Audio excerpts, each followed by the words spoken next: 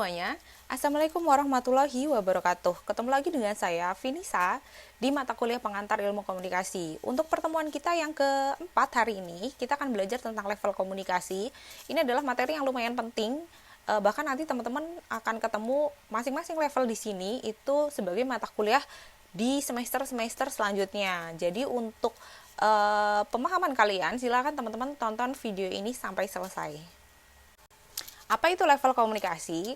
Kalau gampangnya, level komunikasi itu adalah pembagian di ilmu komunikasi. Jadi sebuah peristiwa nih, ketika dia termasuk peristiwa komunikasi, pasti dia akan masuk ke level komunikasi tertentu, kayak gitu.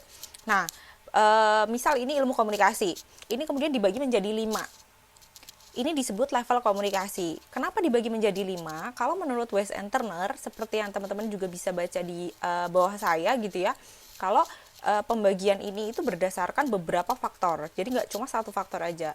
Mulai dari banyaknya orang, kemudian tingkat ruangnya, penggunaan channel, kemudian feedback, sama kalau menurut saya yang paling penting itu justru tujuan komunikasi.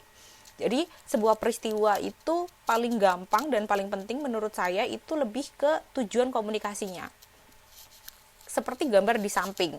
Kalau sekilas, secara sekilas gitu ya, itu teman-teman bisa lihat, oh itu komunikasi yang melibatkan 1 orang, 2 orang, banyak orang, tapi kok 2 lagi, kok yang paling bawah itu kok malah 1 orang, kayak gitu. Karena memang di sini bisa jadi tidak terlihat kalau dia melibatkan ruang yang lebih luas. Berdasarkan faktor-faktor yang tadi sudah disebutkan menurut Wes and Turner gitu ya. Jadi ilmu komunikasi ini punya 5 level. Nah, 5 level ini itu disusun berdasarkan siapa yang paling sedikit orangnya. Jadi dia melibatkan orang itu paling sedikit sampai ke yang paling banyak. Kemudian ruang lingkupnya itu yang paling sempit sampai ke yang paling luas gitu ya. Jadi di sini ada 5. Yang pertama adalah intrapersonal communication, kemudian interpersonal communication, group communication, organization communication, dan yang terakhir adalah mass communication atau komunikasi massa. Kalau untuk lihat urutannya, itu sebenarnya level komunikasi itu lebih menyerupai itu segitiga. Jadi yang paling atas itu intrapersonal communication. Kenapa? Karena kalau teman-teman lihat ujung segitiga itu kan yang paling sempit ya. Jadi dia melibatkan jumlah orang yang lebih sedikit, kemudian ruang lingkup juga yang lebih sempit. Kemudian semakin ke bawah dia akan semakin meluas. Itu adalah posisi komunikasi massa. Yang pertama itu adalah intrapersonal communication. Ini adalah level yang sering disebut sebagai komunikasi intrapribadi atau komunikasi intrapersonal. Komunikasi intrapersonal atau komunikasi intrapribadi itu kalau teman-teman pengen nginget-nginget, itu anggap saja intra. Intra itu kan ada di dalam diri kita gitu ya. Jadi ini adalah komunikasi yang hanya melibatkan diri kita sendiri. Kayak gitu. Jadi kita itu sebagai komunikator sekaligus kita itu sebagai komunikannya. Nah, ini terjadi ketika kita sedang berpikir sesuatu atau kita sedang memutuskan sesuatu. Jadi kita memilih, kita kemudian memikirkan sesuatu, kemudian kita membayangkan sesuatu, kita berpikir tentang diri kita atau apa yang akan kita lakukan, itu termasuk intrapersonal communication. Jadi di sini kita bertindak sebagai yang mengirimkan pesan sekaligus menerima pesan. Jadi kita nanya sendiri, kita jawab sendiri juga. Untuk beberapa referensi, itu intrapersonal communication sebenarnya nggak masuk ke level. Jadi ada beberapa referensi yang bilang kalau level komunikasi itu cuma 4. Karena intrapersonalnya itu tidak dimasukkan ke level komunikasi. Tapi kalau menurut saya nggak masalah ya mau dia masuk atau enggak. Yang penting teman-teman tahu istilah intrapersonal communication itu adalah istilah untuk menggambarkan peristiwa komunikasi yang terjadi pada satu individu. Level yang selanjutnya itu adalah interpersonal communication. Kalau tadi teman-teman ingat-ingat intrapersonal communication itu adalah komunikasi yang ada di dalam satu individu. Kalau interpersonal, teman-teman ingat-ingat aja, inter itu sama dengan antar personal. berarti antar satu person dengan person yang lain, kayak gitu. Cara gampangnya buat ingat-ingat. Kenapa? Karena level ini hanya mengkaji sebuah hubungan antara 2 atau 3 orang. Jadi kalau komunikasi yang melibatkan lebih dari 10 orang, lebih dari 20 orang, itu bisa dibilang nggak mungkin masuk ke interpersonal communication. Selain punya ciri bahwa level komunikasi ini mengkaji 2 atau 3 orang, ciri yang lain yaitu interpersonal communication adalah komunikasi yang bertujuan untuk membangun sebuah hubungan. Jadi goals-nya itu adalah relationship.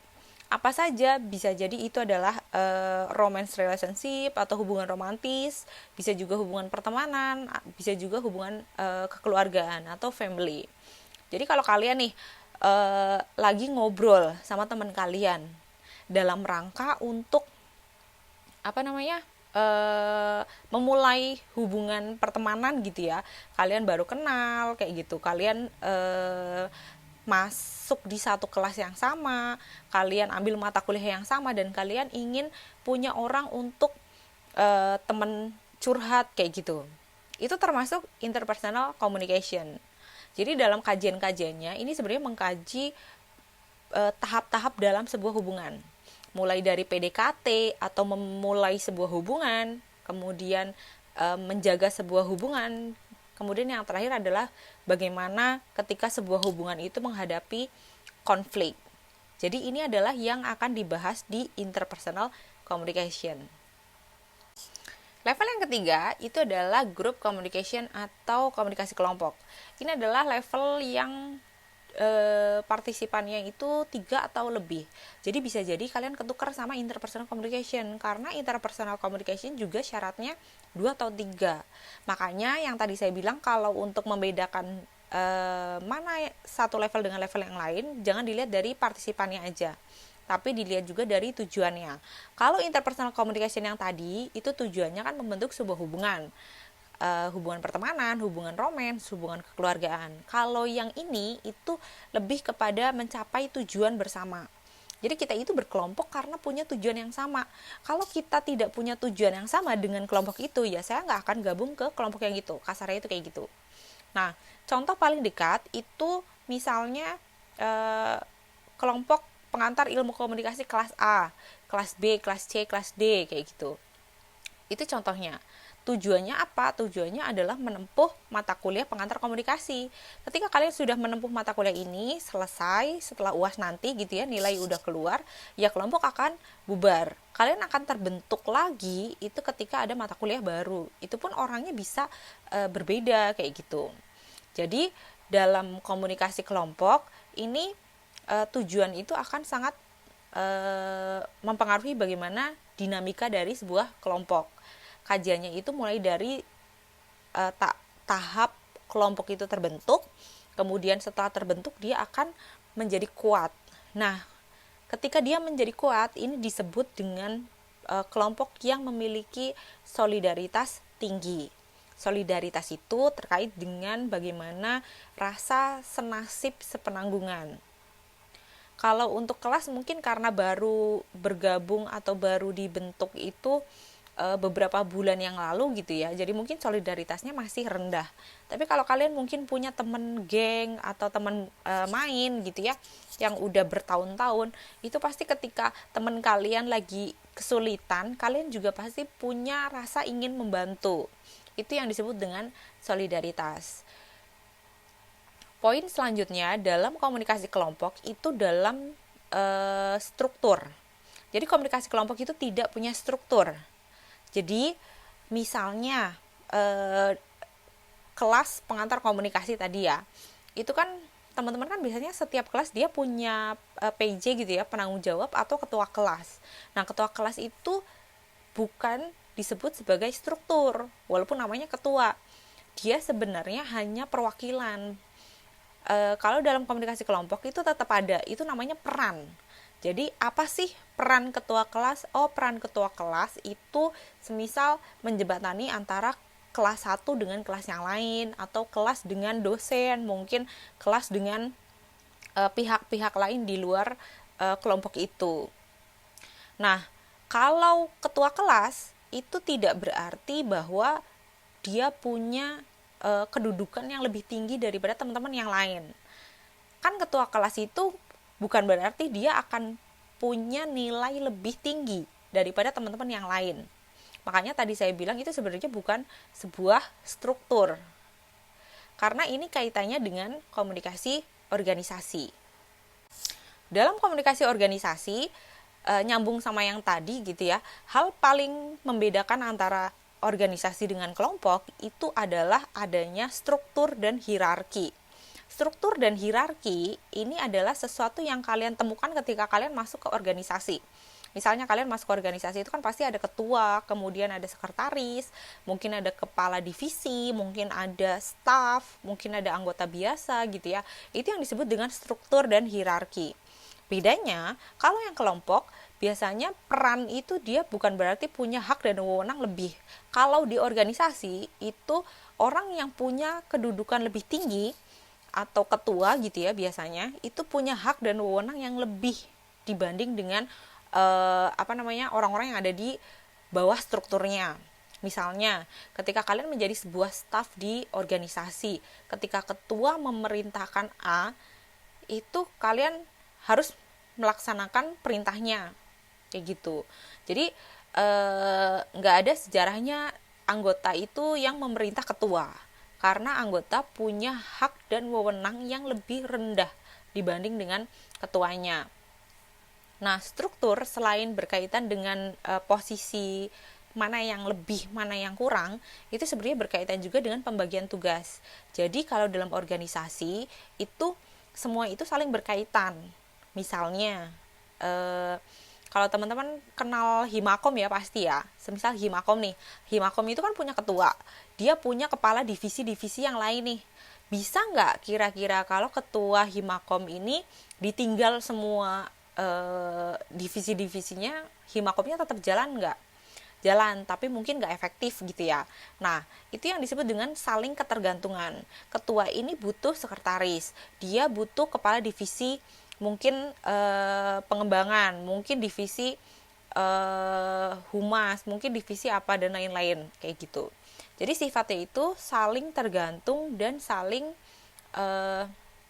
mempengaruhi. Dalam kasus ini, contohnya itu lebih gampang lagi. Kalau tadi kelompok kan kelompok bermain, bisa kelompok kelas. Kalau organisasi, kalian tinggal lihat mana yang punya struktur, itu pasti organisasi. Level komunikasi yang terakhir itu adalah level komunikasi massa. Ini adalah level yang lingkupnya paling luas karena memang posisinya juga dia paling bawah gitu ya. Otomatis dia melibatkan orang yang paling banyak, kemudian ruang lingkup yang paling luas juga. Nah, dalam komunikasi massa ini tujuannya adalah menyebarluaskan informasi secara luas dan serentak dengan menggunakan media. Jadi kalau kalian lihat ada komunikasi terus dia pakai media massa, itu berarti komunikasi massa. Gampangnya itu kayak gitu. Nah, apa itu media massa? Media massa itu ada koran, kemudian radio, kemudian ada juga televisi, internet, film, buku, itu juga termasuk komunikasi massa. Nah, komunikasi ini itu bisa dibilang level yang paling kompleks juga. Kenapa? Karena komunikatornya saja, elemen komunikatornya itu sebuah organisasi. Jadi otomatis di dalam komunikasi massa itu ada komunikasi organisasi. Menyangkut dari level-level sebelumnya itu juga kayak gitu. Jadi karena yang tadi saya bilang sifatnya adalah segitiga, itu setiap komunikasi yang di bawahnya itu juga akan menyangkut dengan yang di atasnya. Contohnya, dalam komunikasi organisasi itu ada komunikasi kelompok juga. Dalam komunikasi kelompok itu ada komunikasi interpersonal juga. Dalam komunikasi massa otomatis ada semua level dari intrapersonal sampai ke komunikasi organisasi. Materi yang selanjutnya ini sebenarnya lebih ke pengulangan ya. Tadi sudah disebutkan juga waktu penjelasan per level.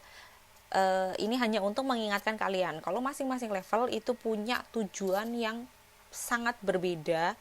Jadi teman-teman jangan bingung ketika harus membedakan satu level dengan level yang lain.